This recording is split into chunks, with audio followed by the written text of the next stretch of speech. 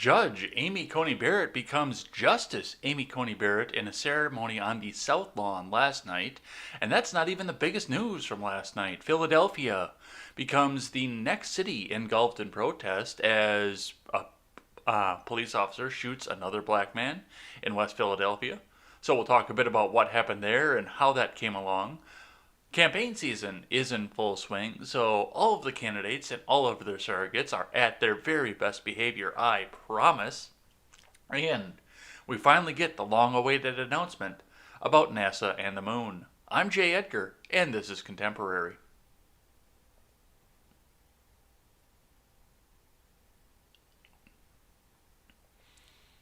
Good morning, folks. Welcome to Contemporary. My name is Jay Edgar. We've got, a little bit of a shorter show today. There wasn't a lot of news. There's a lot of information in a few stories instead of a lot of stories with a little bit of information, but we will power through and get through.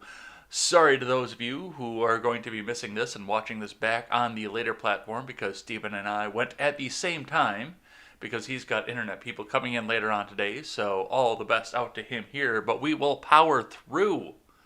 But before we get started, I would say head on over to freedomscoop.com, but the site is still down. I'm still reaching out to the webmaster and figuring out what is going on with that, so bear with us there, but at least take some time and check with creators from over on freedomscoop.com, because we do carry great shows such as The Generational Gap, The Freckles and Brit Show, The Breakdown with Birkenhoff, The Daily Ignoramus, as above mentioned, and The R-Rated Conservative. Come on over there and check us out over there, pick up some of our swag, and help us support great creators. All right, let's have a look at the stocks here for the day. It looks like we had a pretty low day yesterday. The market's dropping 650 points throughout the day and staying down through most of the day, staying down below the close. Oh, I didn't get the Bitcoin up for Spartan. I know that he loves having the Bitcoin up there, so he'll probably tell us what's going on with that. But we'll keep powering through on that as well here. Yesterday's close being 27,685.38, but it looks like there may be some good news on the horizon, especially considering the fact that we can look out and see that there is at least one aspect of certainty coming up out of the government. So let's see what's going on with that here, starting with Investors Business Daily. Dow Jones Futures signal gains as Apple, Tesla rebound, AMD plunges on Xilinx acquisition. From Scott Latonin. Dow Jones Futures, along with S&P 500 Futures and NASDAQ 100 Futures, signaled solid gains early Tuesday as Apple and Tesla rebounded. AMD plunged as much as 7.6% early Tuesday on its Xilinx acquisition before cutting losses. Blue chip leaders Apple and Microsoft rallied 0.6% and 0.8% respectively in today's stock market. Meanwhile, Caterpillar fell 1%. After its earnings results. Stock market leader Tesla rallied 0.3% as it continued to test a key support level. JD.com, JFrog, and Zscaler are approaching new buy points as the current stock market rally continues. JD.com, JFrog, and Microsoft and Tesla are all in the IBD leaderboard stocks. Stocks on the move early Tuesday include Chegg and Twilio. Chegg slid over 4%, while Twilio fell 1%. Both companies reported earnings late on Monday. AMD tumbled as much as 7% after it agreed to acquire Xilinx in a $35 billion all-stock deal. Xilinx surged more than 10%. I don't even know what Xilinx used to be, but it's now an AMD company right now, and the investors did not like that over on the AMD side.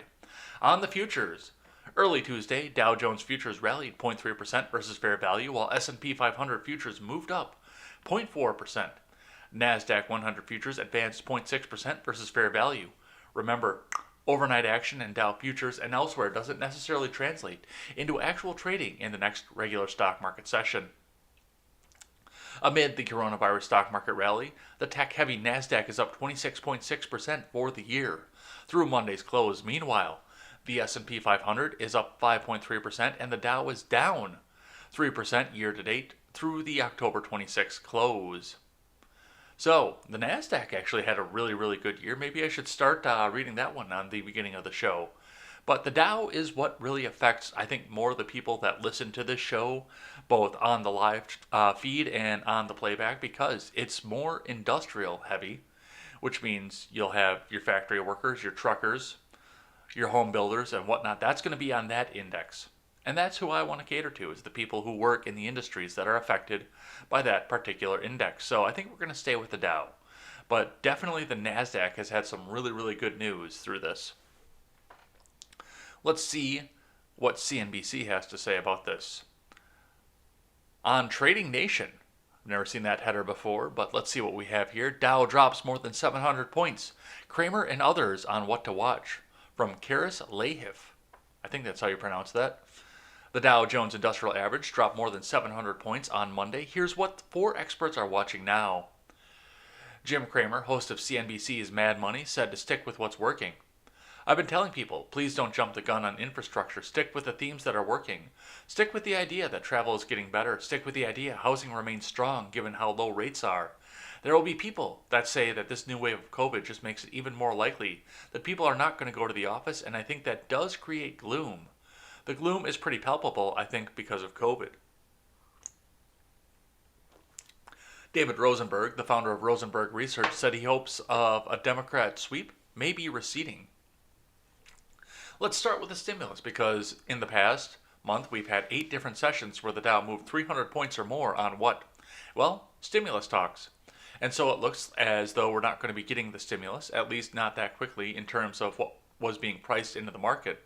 I think what we got, I think that what got the market rally really excited the past couple of weeks was the sense that we're going to get a blue wave, and with the blue wave was going to come $3.5 trillion of stimulus. And of course, we all know what that means for the stock market, but the polls now, even though they're showing that Joe Biden is going to take the White House, the polls are also showing the GOP still has a slight edge in the Senate. So this view that there's going to be a clean sweep, that's not evident. I'm guessing Rosenberg is tubining himself over the fact that it's going to be a Democrat sweep. Barry Bannister, head of institutional equity strategy at Stifel, said the latest developments in the markets have not come as a surprise. A lot of the things that we were concerned about do seem to be happening now. We've been expecting a fourth quarter sort of second act correction of about 10% to the low 3,000s for the S&P 500, treading water really since the summer. You've got the election, the outlook for fiscal policy, a stronger dollar, and lower inflation is more likely, and lower oil prices. I'm concerned about 2021 earnings growth, and the virus, of course, has sparked a national reprisal, which we expected.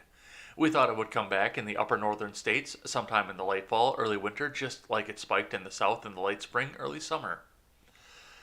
Mohammed El-Erian, Alliance Chief Economic Advisor, breaks down what additional fiscal or monetary stimulus might come. So far, the markets have been completely insulated because of monetary policy, and there was a hope in the marketplace that the fiscal would come in and then would flood the system with both monetary and fiscal and simply would overwhelm the negative fundamentals. Now we've learned a few things that on the fiscal side, it's harder, it's politically harder, and you know what? Even if we get it, it doesn't go to financial assets like monetary policy does. It goes to income support, which is good for the people, but less good for the markets directly. I think the bottom line is it all comes down, once again, to the liquidity conditioning. Will markets believe the central banks can simply decouple valuations from fundamentals for another round? It's all about conditioning. It's all about behavioral finance right now. So a couple different ideas off of this. Big one here is the fact that a lot of people think the markets are going up because it's going to be a Democratic clean sweep, and that's what they think, which means that they're going to get more taxpayer money than you can shake a big fucking stick at. But honestly, I think it's going the other way. I know where I'm voting. I know what I see out there, the silent voters. I can't predict what's going to happen. I've got a hunch that we see a second-term President Trump with a mandate, but I cannot make any promises on that currently. So we'll see what happens off of this, and we'll see what it does to the markets. I really think that this 3-month lockdown that Joe Biden is suggesting that he's going to impose will kill the markets entirely, but orange man bad, I guess. All right, let's get into the big news of the day happening last night. From NBC News, black man shot dead by police in Philadelphia, sparking heated protests. This is from Rachel Elbaum, Kurt Chirbas, Colin Sheely, and Julie Goldstein. Police in Philadelphia shot and killed a black man on Monday, triggering protests that saw at least 30 officers injured, officials said. Police said they shot Walter Wallace Jr., 27, after responding to a call about a man armed with a knife. The responding officers ordered Wallace several times to drop the knife, and he continued to advance towards them, according to a statement. They then fired their weapons multiple times, shooting him in the chest and shoulder. And he was pronounced dead at the hospital just after 4 p.m., the statement added. Wallace was recently married and had several children, and one on the way, according to a statement, with his cousin, Carnell Hurley, made on behalf of his family. He was shot in front of his mother and brother, Hurley said. Hurley said in the statement that Wallace was at least 20 feet away from the officers when they shot a dozen times. A video capturing the incident and posted on social media showed him walking near two police officers with their guns drawn. The police officers appeared to shout at Wallace to put the knife down, but no knife is visible in the video. It is not known what occurred before the recording began, but of course, the recording is meant to show a specific angle to get a specific reaction out of this, so take all of that with a grain of salt.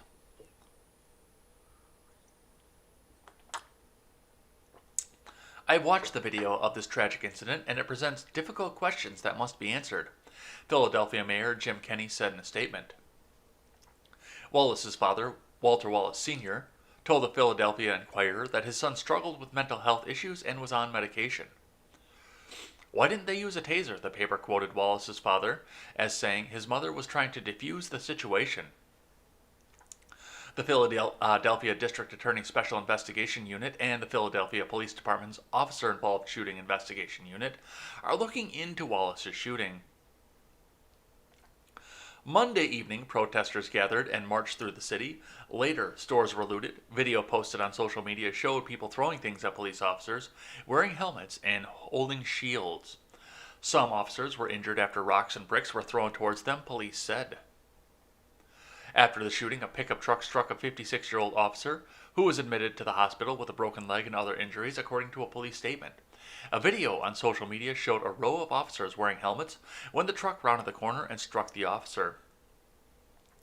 More than 20 people were arrested for looting in several different locations, police said in a separate statement obtained by the local NBC affiliate. So, looking back through this, and waking up this morning was the first time I heard about any of this. Otherwise, I wouldn't have even known that any of this was going on. But I do have to reach out to a friend of the show and make sure that he's all safe and okay, because I know that he lives in the area over there. I'm not going to say the name because I'm not going to dox the guy, but yeah, I know he's there, and we'll have to reach out and make sure that he's all safe. But looking at this,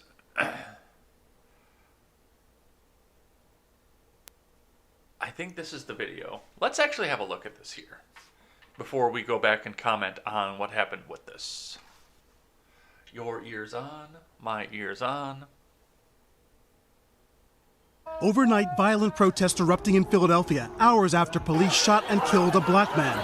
Authorities say they were called to a residential neighborhood in West Philadelphia shortly before 5 p.m. Monday for a report of a man with a weapon. When police arrived, they say they found a man, later identified as 27-year-old Walter Wallace, who was holding a knife. And he was brandishing it and waving it erratically. Video capturing the chaotic scene. NBC News cannot verify what occurred before or after the events shown in the video. Police say after telling Wallace to drop the knife, they opened fire, shooting Wallace multiple times before taking him to the hospital, where he was later pronounced dead. The threat that caused the officers to discharge was towards the officers themselves. As far as the totality of what was happening out here, we're still early in the investigation. Moments before police fired, eyewitnesses say they tried to get Wallace to release the weapon. I'm telling him and everybody else to put the knife down. That's what it matters. He's in our community. We're not threatened by him because we know him. The video appears to show Wallace's mother also trying to stop him. His mother tried to grab him to console him. The incident sparking protests overnight in the same area where police and protesters clashed earlier this summer in the wake of George Floyd's death.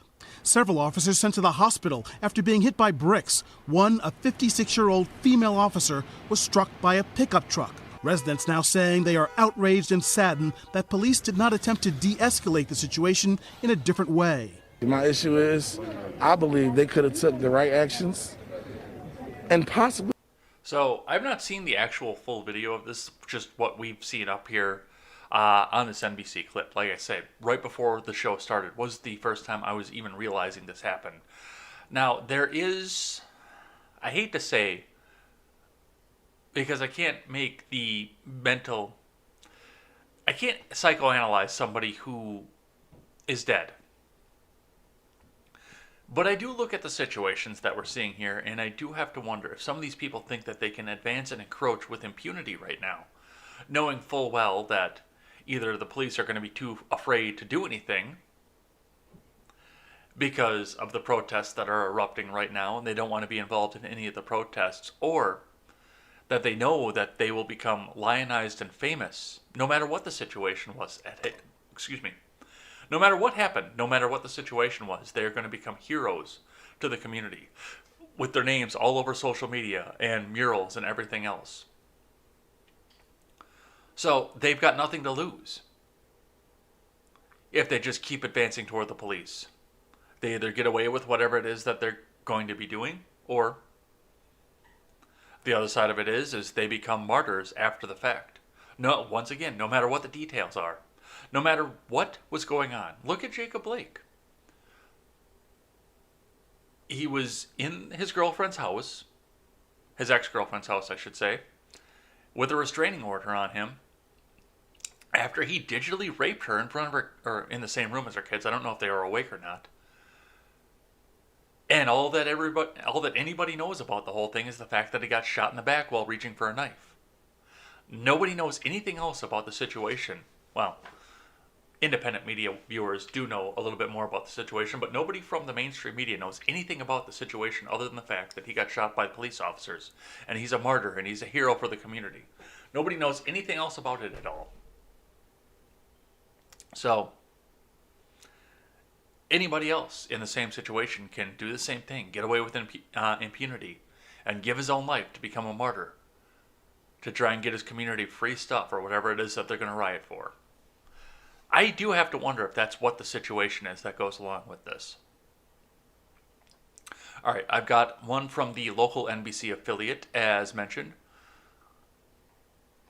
Let's get back up to the top here. Violence tears through West Philly after deadly police shooting, 30 officers hurt. Let me turn the audio off over here just in case. I've got a Hill story in here, and they like to just play autoplay video, so.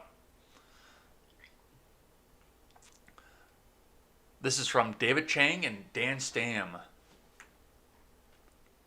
Angry crowds took to the streets in West Philadelphia overnight after police shot and killed a man armed with a knife on Monday, with some up in the crowds throwing rocks and bricks at police and some looting or vandalizing businesses. At least 30 police officers were hurt, police said. One was hospitalized, a 56-year-old sergeant who was struck by a pickup truck at 52nd Street and Walnut Streets early Tuesday. Her leg was broken, among other injuries, police said. All of the officers, except the one struck by the truck, had been treated and released as of early Tuesday. The violence followed protests in response to the death of Walter Wallace, a black man who police shot and killed Monday in the city's Cobbs Creek neighborhood. Police said several stores were looted, including several Rite Aid stores in West Philadelphia, clothing and shoe stores, and at least one restaurant. They could also be seen trying to break into a check-cashing store and going in and out of a beauty supply store. Clothes and merchandise were strewn across the sidewalk and street at 57th and Vine, where the glass screens of two ATMs had been bashed in. Police cars and dumpsters were set on fire as police struggled to contain the crowds. More than a dozen officers, many with batons in hand, formed a line as they ran down 52nd Street, chasing protesters away from the main thoroughfare. The crowd largely dispersed them. Police said 5 police vehicles and 1 fire department vehicle were vandalized. More than 30 people were arrested for throwing rocks and bricks at police or looting, police said. The looting, vandalism, and violence were initially concentrated in West Philadelphia's commercial corridors, but unrest and looting was also reported in other parts of the city, including Center City and North Philly.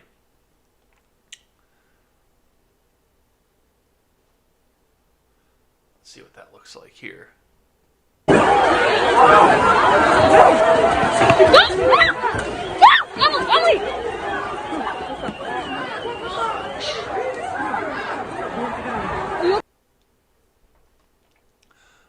Looting picked up again before daybreak as people could be seen going in and out of stores. Drivers are being urged to avoid areas of 52nd and Chestnut Streets. SEPTA also suspended the Route 52 line due to civil unrest and detoured the Route 21 and 31 lines. Earlier in the night, protesters gathered outside the 18th District Police Headquarters on 55th Street and Pine Streets, as well as the University of Penn Police Headquarters on 40th and Chestnut Streets. The protests, violence, and looting occurred after 27-year-old Walter Wallace was shot and killed by 2 Philadelphia police officers in Cobbs Creek. Investigators said Wallace was armed with a knife when he approached the officers and ignored them when they told him to drop the weapon. And we watched the video off of this, which is probably good, looks to be the same video that was in the other NBC affiliates, so we're not going to go back and do that one again. I'm going to scrub and see if I can find the actual video release from this, and we'll watch it tomorrow, so look out for that. But yes, at this point, another violent protest happening in another city, in a state. And unfortunately, given the time frame of this, politics are going to they're going to play a role in this, unfortunately. I don't want this to be political, but this really is something that we do have to pay attention to and watch, because we will see how the mainstream media is covering any of this, which they're not. Surprise, surprise. I was looking at some of that, and there aren't that many stories about this. Most everybody's talking about the Amy Coney Barrett hearings. Well, not the hearings anymore, but the confirmation from last night, because this is devastating to the narrative of law and order in another Democrat-run city in a state that Biden needs desperately to win, and he's already on shaky ground for. So politics is going to play huge into the way this gets covered and what we see out of this. Something definitely to watch for. But speaking of that there, we're going to move off this topic here and move into the other thing that everybody's talking about at this point. Starting from Fox News. Amy Coney Barrett confirmed to Supreme Court squad members call for expanding the bench. And, just in case we needed receipts, there she is. Alexandria Ocasio-Cortez. Expand the court, man. Expand the court, puppy. Expand it. And I tweeted out a little bit ago. I'm not going to go try and find it at this point, but I tweeted out a bit ago that before you start screeching about expand the court, take a second and think about what you would be screeching right now if Donald Trump and Mitch McConnell were trying to do the same thing right now. Now, they couldn't do that right now because the House would block them. It does take, I think it's simple majority in the House, but it does take simple majority in the House to get the bill passed to expand the number of judges. So they couldn't do it right now, but in 2017 to 2019, they could have. Keep that in mind. And once again, think about what you would be screeching if Republicans were trying to do the same thing, if they were trying to pack and expand the court, because it wouldn't be, oh, well, it's just a democratic process, don't worry about it. It would be bloody fucking murder if Republicans tried to do the same thing, expand the court. All right, this is from Sam Dorman. Members of the Progressive Squad of the House of Democrats didn't skip a beat on Monday, calling for court packing almost immediately after Judge Amy Coney Barrett's confirmation to the Supreme Court. Ilhan Omar tweets, quote tweets, expand the court, to Alexandria Ocasio-Cortez tweeting, expand the court. Monday's vote came after weeks of partisan bickering over the rationale for confirming justices before an election. We are going to take back the White House and Senate next week, and with a resounding mandate from the people to fight back against Trump's illegitimately stacked judiciary, Representative Tlaib, D. Michigan, tweeted after Barrett's confirmation. We must expand the motherfucker if we're going to be serious about the transformational changes of the people are crying out for. That might have been paraphrased. Might have. We're going to get in there and we're going to expand this motherfucker. No, baby, bullies don't win. We're going to get there and we're going to expand the motherfucker.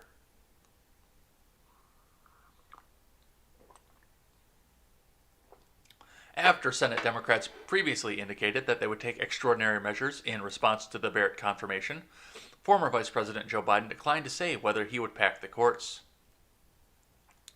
And I love this. I love this. In a response to her expand the court thing, Alexandria Ocasio-Cortez tweets out, Republicans do this because they don't believe Dems have the stones to play hardball like they do. And for a long time, they've been correct. Really? Because that seems to be all the Democrats do is play hardball. It's the Republicans that usually roll over, but okay.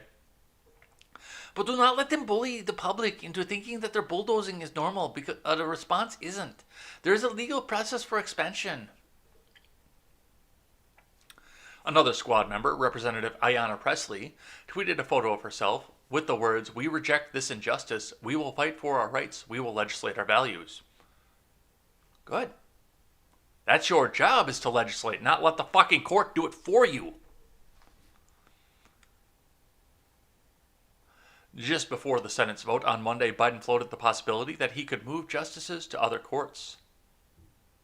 Yeah, I'm going to hold off on that one because I actually do have that one over here. There it is.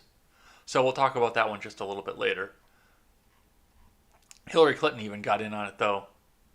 Senate Republicans who just pushed through a Supreme Court justice who will help them take away Americans' health care in the middle of a pandemic. For them, this is victory. Vote them out. So, yes, large amounts of Twitter last night, especially left-wing Twitter, lost their ever-loving fucking minds. And it was kind of enjoyable to watch. And like I said before, just make sure, before you say anything partisan, make sure that you feel the same way if the parties are flipped. I hate to put it so bluntly, but if you don't feel the same way if the parties are flipped, then shut your fucking cake hole. And this goes to the GOP, too. I'm not going to let you guys get away with this because you do the exact same thing. It's cool when it's our side to do it, but it's an outrage when the other side does it. It's so cool when our side does it. Always, if you're going to screech and scream about something, make sure that you're okay with it if the other side does it. All right, let's keep going here. We'll drop the AOC tweet because we all know what it says here. I got another one here from Fox News. Come on, scroll. There we go. Democrats say Republicans will regret Barrett confirmation, slam manipulation of the Supreme Court. From David Arrow. Shortly after Amy Coney Barrett was confirmed to the U.S. Supreme Court on Monday, Democrats warned Republicans that they would regret their decision to hold a vote so closely to an election. The Republican majority is, I want to say who this is. It's Schumer. So let's do the Schumer voice. The Republican majority is lighting its credibility on fire. The next time the American people give Democrats a majority in this chamber, you will have forfeited the right to tell us how to run that majority, Senate Minority Leader Chuck Schumer said during a floor speech on Monday. My colleagues may regret this for a lot longer than they think. Yeah, well, I'm thinking that your colleagues also regret the fact that they ended the judicial filibuster and wound up with a fully stacked and full U.S. judiciary around the country. Nominees once needed 60 votes to be confirmed, but Senate Majority Leader Mitch McConnell changed the standard in 2017 to allow for a simple majority. That move allowed for the confirmation of President Trump's previous two nominees, Justices Neil Gorsuch and Brett Kavanaugh. Former Senate Majority Leader Harry Reid first eliminated the 60-vote threshold in 2013 to overcome GOP stonewalling of President Obama's nominations to the lower courts and the executive branch. Known as invoking the nuclear option at the time, Reid kept the higher standard in place for the Supreme Court. The comments by Schumer appear to be similar to those made by McConnell back in 2013, after the Democratic-controlled chamber eliminated the 60-vote threshold. You'll regret this, and you may regret it a lot sooner than you think, McConnell said in 2013, according to The Hill. House Speaker Nancy Pelosi also released a statement criticizing Trump and the GOP Senate for committing an act of supreme desperation so close to Election Day. Pelosi argued that the confirmation, which she called a manipulation, was made so Trump and Republicans could achieve their years-long campaign to destroy Americans' health care. That's all you think about, health care and abortion. That's it. And you suck at both of them too, by the way. The president's Supreme Court manipulation threatens the very values and rights that define and distinguish our nation, a woman's constitutional right to make her own medical decisions, and the rights of LGBTQ Americans, the right of workers to organize and collectively bargain for fair wages, the future of our planet, and environmental protections, voting rights, and the right of every American to have a voice in our democracy, Pelosi wrote in a statement. Democratic senators warned that Republicans have lost the right to complain if they win back the majority. Will Democrats go to new extraordinary lengths to maximize their power, given extraordinary lengths Republicans have gone to maximize their power? This is not a conversation that is ripe enough yet, but what do Republicans expect, said Senator Chris Murphy as part of the chamber's debate over Barrett. Do we just unilaterally stand down and not choose to use the same tools that Republicans did in the majority? I think that there are now new rules in the Senate. I think Republicans have set them. He continued, according to the paper. And I will go with Murphy on this one here because they did have to change the rules in the Senate Judiciary Committee to get Amy Coney Barrett to the floor. They had to change the rules for that. And I said, you can go back and look at the video. I said, don't do it. You're going to regret it. Now, the good that comes out of this does overcome some of the long-term bad that could come from it because of the fact that we're going into a contested election.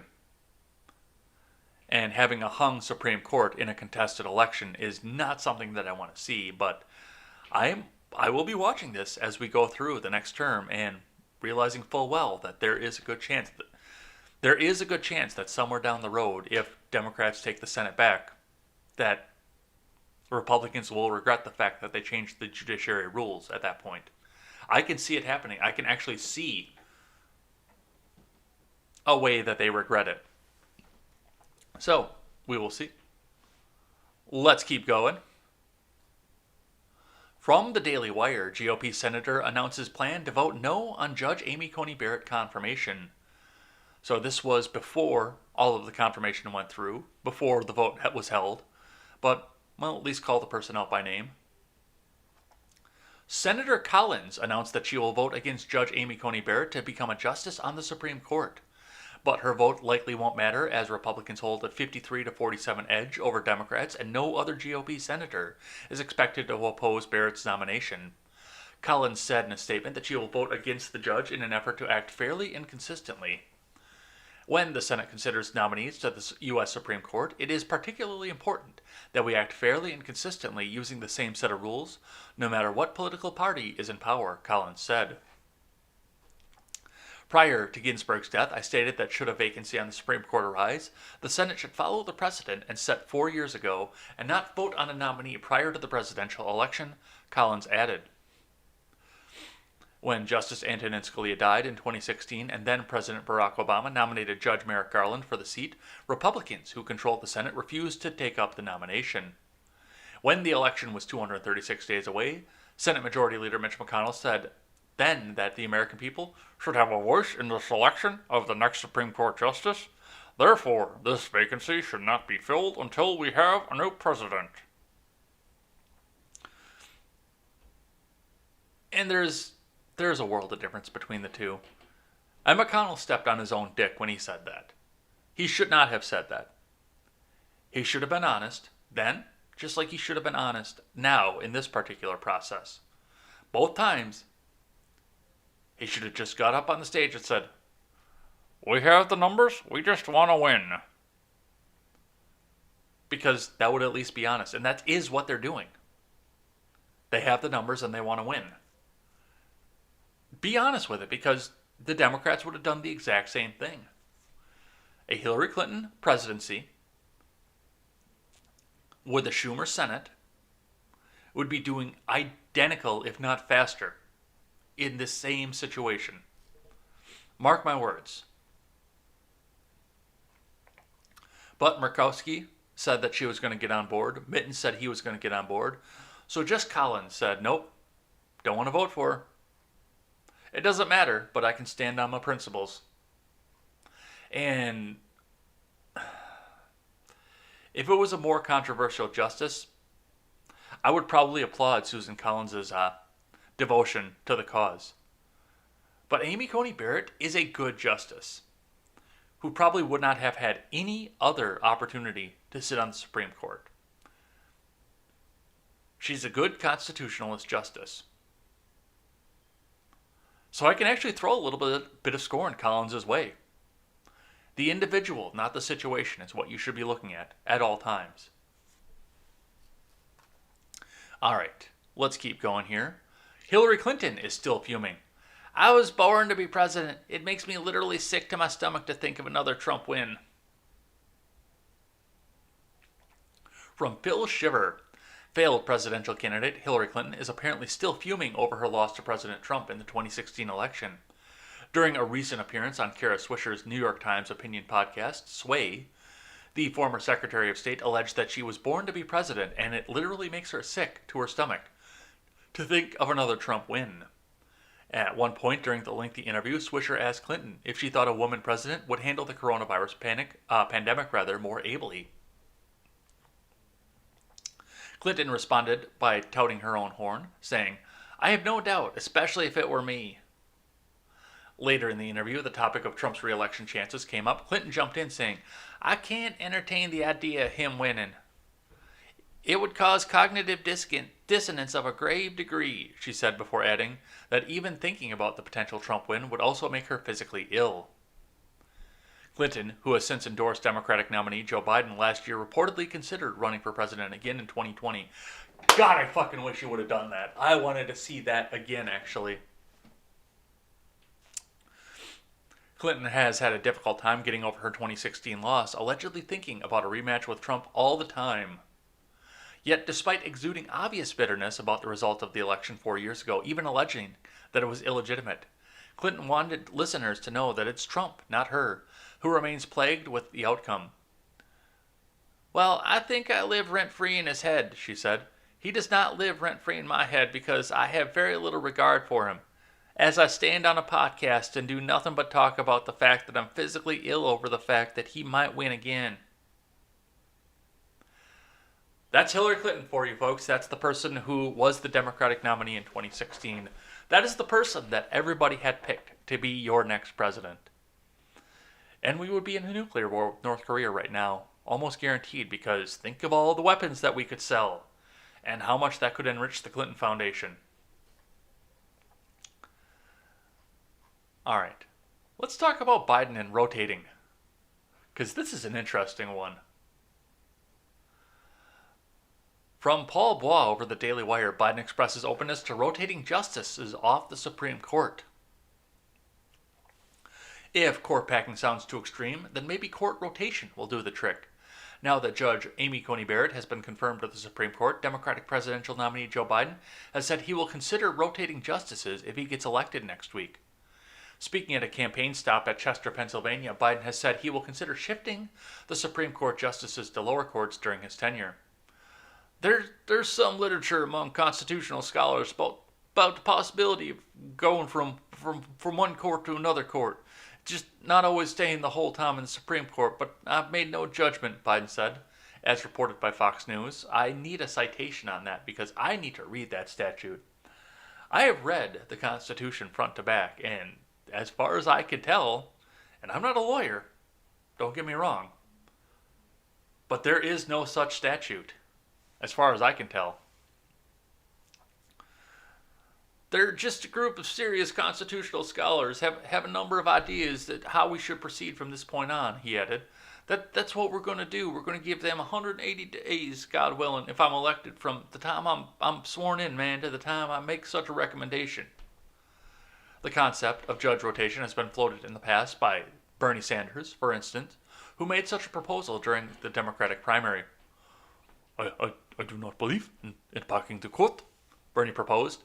We've got a terrible 5-4 majority conservative court right now, and I do not believe constitutionally we have the power to rotate judges into other courts. Then that brings new blood into the Supreme Court and a majority, and I need my pudding cup, and I will make pudding cups mandatory for everybody.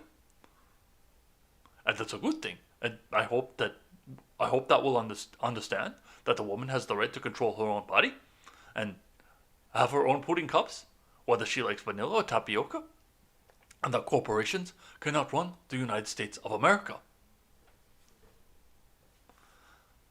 A Rasmussen poll, however, indicated that Americans would rather see term limits on Supreme Court before they see court packing. Earlier this year, an academic study from political scientist Aaron Belkin of San Francisco State University and James Druckmann of Northwestern University's Institute for Policy Research openly encouraged Democrats to pack the Supreme Court, asserting the party would face little political fallout, if any. The study was funded by the progressive group Take Back the Court, which has openly championed court packing as a solution to a conservative judiciary. Yeah, they're desperate right now. They are desperate. And it's amazing to see. I can't wait to see what this next term brings about, no matter who wins. I'm not going to lie. Because you're going to see insanity to the levels like you've never seen before, based on what we've seen over the past 4 years and what we're seeing over the past 4 months. All right, let's keep going here. Let's move off the Supreme Court for just a little bit here and do some general electioneering. From The Blaze, police investigating a viral video showing a man pointing a gun at anti-Trump protesters in Washington state. This is from Carlos Garcia. Police are investigating a heated incident in Washington state during a pro-Trump protest and a counter-protest where a man pulled a gun after allegedly being assaulted. Video of the altercation appeared on TikTok and quickly went viral. It was recorded at a pro-Trump demonstration where anti-Trump protesters showed up in the city of Woodinville. The video shows a man in a Trump cap pointing a gun at protesters while yelling at them, and then other Trump supporters drag him away. Witnesses admit that the man was assaulted before they were able to record on their cell phones. They said that someone came up and splashed him with dirty water from a bucket and then tossed the bucket at him. He threw, this bucket of dirty water on one of the Trump supporters. Mandy Lieutenant told King 5 News. Lieutenant said she immediately jumped in between the man and other protesters, many of whom were teenagers. There wasn't a lot of thinking. I've been in a couple tense situations, and you do act more than you think, she explained. It was just don't let the kids get hurt. A Trump supporter told King 5 that he knew the man who pulled the gun and said he was a military vet who served in Afghanistan. He added that the counter-protesters were yelling at him, saying that they were racist, despite the fact that many of the supporters were not white. We don't embrace this kind of violence, he said. Ooh, we have video, I think. Let's see if we can get shut down on YouTube for playing this in the background. Because it is a YouTube video. Hey! Hey! Gun! Scary moments during a political demonstration when a man wearing a pro-President Trump hat was seen on camera pointing a gun at a group of people with opposing views. Happened yesterday in Woodinville. The protests remained mostly peaceful, but as it was wrapping up, a person carrying a bucket showed up. He threw this bucket of dirty water on one of the Trump supporters. After that is when we're told the firearm came out. It is legal to carry a gun in public in Washington, but the way it was pointed at people is being scrutinized online. Typically, there are two sides to every story. And in this particular case, in this video, we don't see what precipitated the man pulling out his firearm. And he was assaulted prior to that. Woodinville Police Chief Kathleen Larson says her team is still collecting information and evidence to figure out exactly what happened. Oops. Damn it. So, did I read this wrong?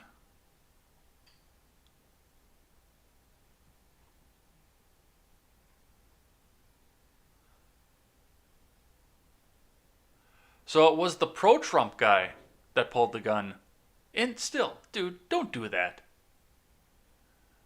Don't do that, dude. Not at a protest. Not at a protest where everybody's coming out and saying that you're a white supremacist if you wear a Trump hat, and guns are bad, and don't give them fuel to do this. Especially over a bucket of water over your head. Now, bats, knives, shit like that, okay, then yeah, pull the gun out. But a bucket of water over your head, dude, don't do that. Still, don't do... bad. That's wrong. Don't do that. I understand defending yourself, but come on, not over a bucket of water. Kick the shit out of them if you have to. Don't do that.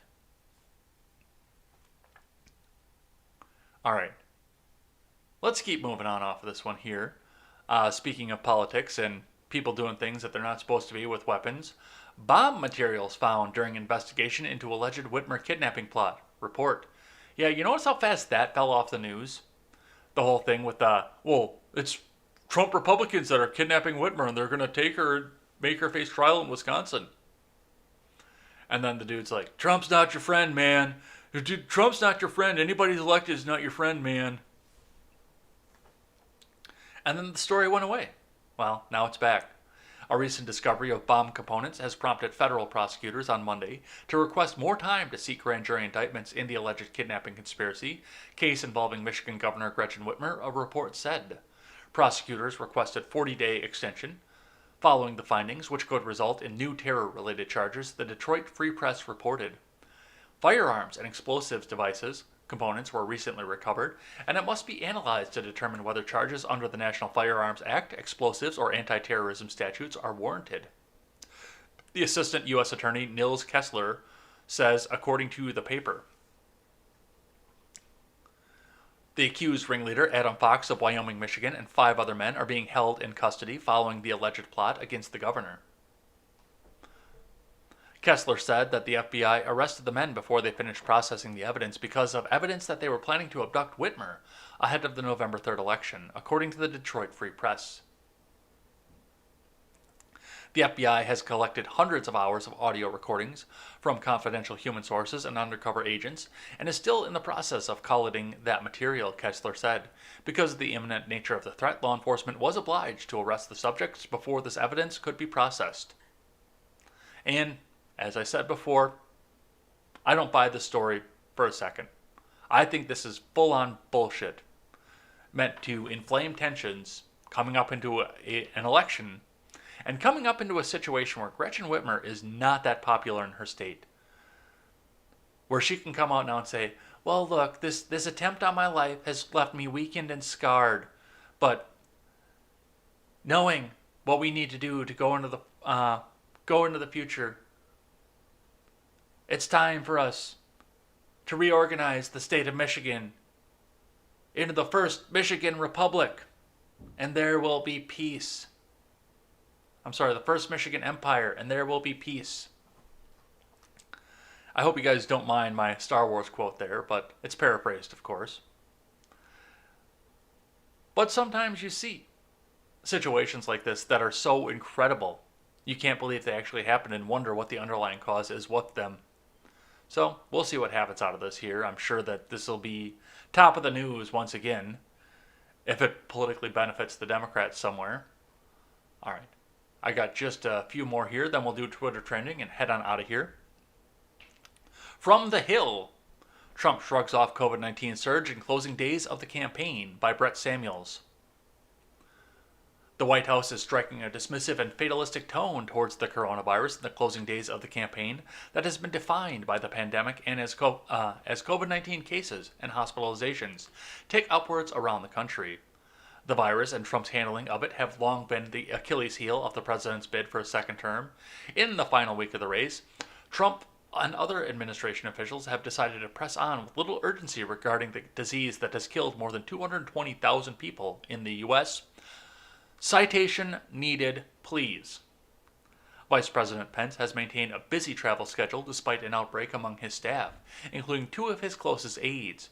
Trump routinely tells rally crowds that the country is rounding the turn, even as the U.S. sets records for daily infections. And the White House Chief of Staff, Mark Meadows, conceded that the country should not control the virus, but should instead focus on vaccines and therapeutics. And once again, just like I said in the Whitmer story, you're seeing surge in cases. Absolute major surge in cases. Like millions of cases surging around the country. 8 days before a presidential election where they're trying to unseat an unpopular president with one side of the aisle. And the media in the pocket of the people trying to unseat him. I don't buy this. I think this is bullshit. I see padded numbers here and a political narrative meant to stick in the people's minds as they're going toward the polls and deciding who they're going to vote for. And once again, the biggest thing for me is the fact, and this has bothered me since St. George died, you can go out and protest for Black Lives Matter, and that's your patriotic duty. You can stand shoulder to shoulder and protest, but if you even dare to want to go back to work, you're killing grandma. I don't buy a word of this coronavirus pandemic the way it's presented. And I believe the coronavirus is real. That people are getting sick from it. But the way it's been presented to me, I don't buy a word of it. All right, from the Daily Wire. Media excused Biden's apparent Bush-Trump mix-up. He was talking about George Lopez, from Amanda Prestigiacomo. Liberal activists and their allies in the mainstream media are now claiming that Democratic presidential nominee Joe Biden did not accidentally reference former President George W. Bush instead of President Trump while speaking in the upcoming election. Instead, liberals claim that Biden was talking about actor and comedian George Lopez, who was on the stream with former Vice President and his wife, Dr. Jill Biden. Notably, however, the context of the slip-up doesn't seem to add up, since Biden warns voters twice that they don't want 4 more years of George before correcting himself and saying Trump. That is the most consequential, not because I'm running, but because who I'm running against. This is the most consequential election in a long, long time, Biden said, as reported by the Daily Wire on Sunday. And the character of the country, in my views, is literally on the ballot. So what kind of country are we going to be? 4 more years of George. The former VP continued. Going to find ourselves in a position where if Trump gets elected, we're going to be in a different world. 1.1 million views in a Fox story based on the premise that Biden was confusing. I'm sorry, that wasn't a Biden voice. 1.1 million views in a Fox story based on the premise that Biden was confusing Trump with George Bush. He was talking to George Lopez, claimed the Washington Post's David Weigel. Why would we want 4 more years of George Lopez? He's never been in office. Because 4 more years of George Lopez makes more sense than 4 more years of George Bush when talking about 4 more years of a GOP administration that you're running against. The Federalist Molly Hemingway mocked. Yeah, dude is on mental decline. And nobody cares. That's all that I have to say about that. All right, next one here from NASA. This is the announcement that we got last week that I talked about on Friday, that they told us that we have to wait now until Monday to find out. Well, we got the announcement. No, the moon is not a Death Star, or a terrorist weapon, or a spinning disk in the sky, but, well, let's see what NASA has to say. NASA's Stratospheric Observatory for Infrared Astronomy, SOFIA, has confirmed for the first time water on the sunlit surface of the moon. The discovery indicates that water may be distributed across the lunar surface, but not limited to cold, shadowed places. SOFIA has detected water molecules in Clavius crater, one of the largest craters visible from Earth, located on the moon's southern hemisphere. Previous observations of the moon's surface detected some forms of hydrogen, but were unable to distinguish between water and its close chemical relative, hydroxyl. Data from this location reveal water in concentrations of 100 to 412 parts per million, roughly equivalent to a 12-ounce bottle of water trapped in a cubic meter of soil, spread across the lunar surface. The results are published in the latest issue of Nature Astronomy. We had indications of H2O, the familiar water we know, might be present on the sunlit side of the moon, said Paul Hertz, director of the Astrophysics Division in the Science Mission Directorate at NASA headquarters in Washington. Now we know it is there. The discovery challenges our understanding of the lunar surface and raises intriguing questions about resources relevant for deep space exploration. As a comparison, the Sahara Desert has 100 times the amount of water of what Sophia detected in the lunar soil. Despite small amounts, the discovery raises new questions about how water is created and how it persists on the harsh, airless lunar surface. I don't think this is as big of a deal as they say that it is.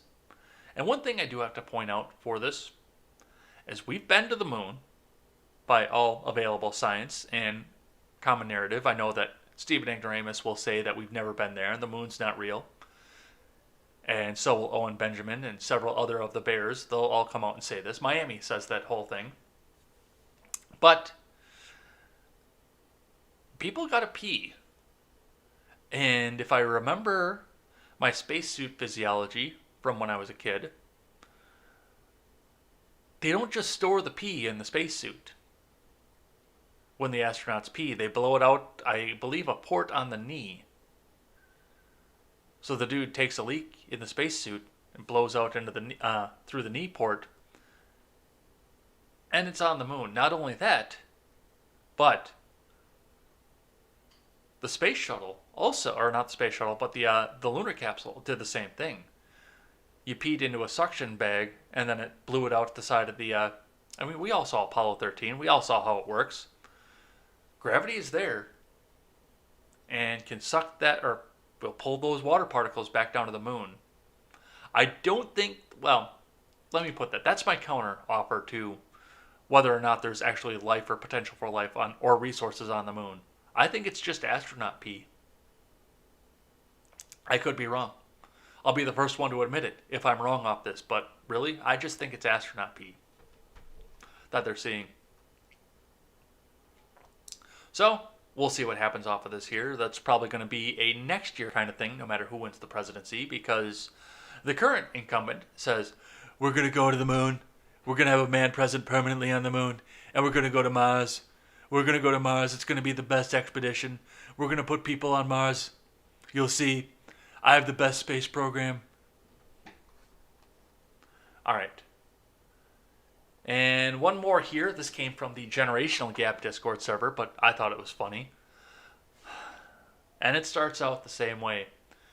Florida man stole bulldozer, ran down Biden signs in Haines County. In Haines City neighborhood, police said. This is from Ken Suarez from Fox 13 over in Tampa Bay. Police say a homeless man took a backhoe from a Polk County construction site over the weekend and drove it around a Haines County neighborhood, stealing Joe Biden campaign signs. It's outrageous to go to that extent, said Cornelius Marion, who lives in the neighborhood and saw it happen. Investigators say after stealing the backhoe from an Arby's under construction on U.S. Highway 27, James Blight drove to Adam Burgess's home. Burgess is the former mayor or vice mayor of Haines City. They say Blight stole several Biden signs from Burgess's front yard, jumped down the backhoe or back in the backhoe, and ran down his fence. Burgess says he doesn't know Blight. No one in his family does either. You just don't know the mind of a guy with issues, Burgess offered during a Zune interview.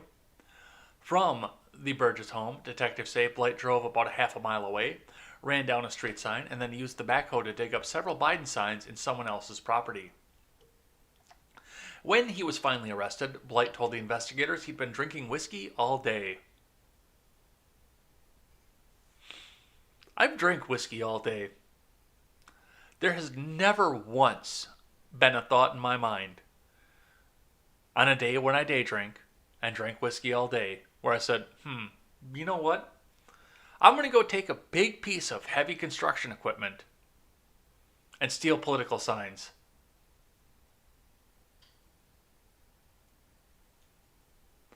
That thought has never crossed my mind, ever. But apparently it crossed this dude's mind. You got to laugh at something like this here. And we've got to be able to laugh at ourselves just a little bit too. It is funny. no matter how disturbing. And it looks like nobody got hurt. So, if somebody had got hurt, we would be condemning this guy, but it doesn't look like anybody got hurt. Let's just laugh at that and let this guy get the president the treatment that he needs. All right, that's going to be it for the news here for the day. And the last thing we do on Tuesday is Twitter trending. So let's get up into there and see what we've got. I've got some notifications in there too. But let's see what the trends are for the day on trending. We will read the 5 top and skip the Tuesday thoughts and Tuesday motivation and that kind of stuff here. So number 1, hashtag vote them out. Hillary Clinton tweets out vote them out after Senate GOP confirm Amy Coney Barrett. We read about that already, so we know what's going on with that one. Next one, Supreme Court. U.S. Senate confirms Amy Coney Barrett to the Supreme Court. That's still trending, even though that was 12 hours ago at this point. Philadelphia. Protesters and police clash in Philadelphia after officers shoot and kill a black man. Our hearts go out to Philadelphia. Marco will be number 4. GOP Senator Marco Rubio reacts to the confirmation of Amy Coney Barrett to the Supreme Court. Let's see what Marco has to say. Last night, 52 legitimately elected U.S. senators cast 52 legitimate votes to confirm a legitimately elected president's highly qualified nominee to the Supreme Court of the United States. Oh boy. Oh boy. That's going to piss a few people off.